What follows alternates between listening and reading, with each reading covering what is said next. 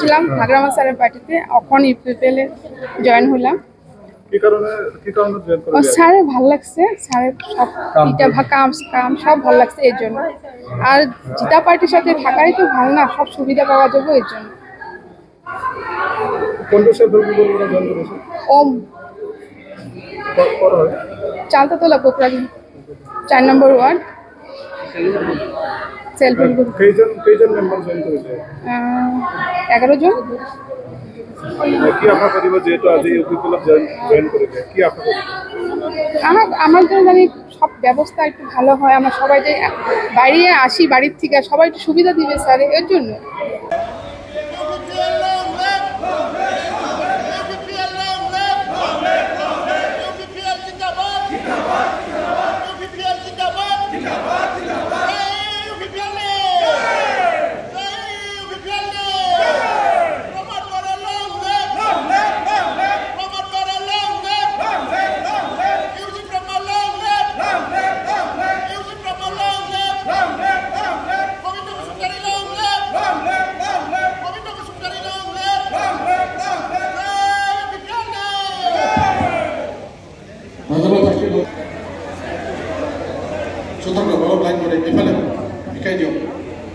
আমার নিয়ম নিদুত সরকারি ডাঙরিয়াকো মই অনুরোধ কৰিছো সংগীতা সূত্ৰ সুবেদী মিথি সাহা টিঙ্কু সাহা আৰু নিকা সাহা সুবেদী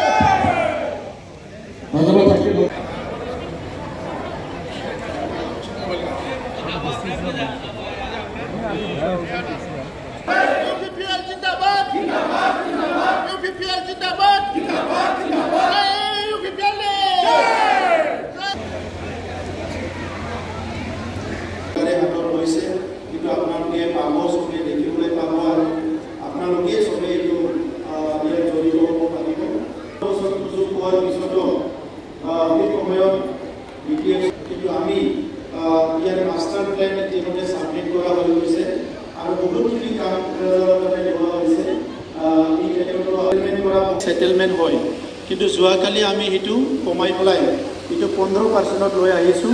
আগৰ নিচিনা BPF-ৰ নিচিনা আৰু 100% আৰু কোনো দিব নালাগে, 15% দিলে এইটো সেটেলমেন্ট হৈ যাব। আৰু PWৰ কাৰণে ইমানৰ এটা নতুন আন্দোলন আৰম্ভ হৈছে আৰু তাত সকলো মিলি আমি কাম কৰিব লাগিব।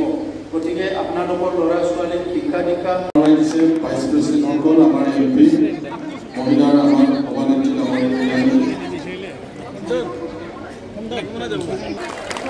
আমাৰ কোকৰাঝাৰ টাউন সবাই কোকৰাঝাৰ টাউন কৰা 4 নম্বৰ ওয়াৰ্ড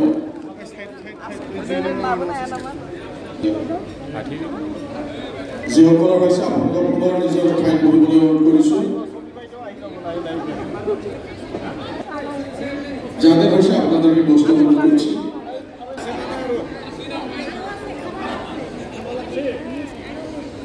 পিছত আমি এফালে ল'ব পাৰিম বটন সব দাদা চৰকাৰী ডাঙৰিয়াকো মই অনুৰোধ কৰিছোঁ।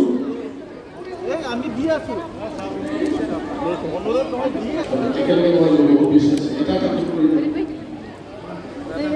গ্ৰুপ কৰি যাওঁ।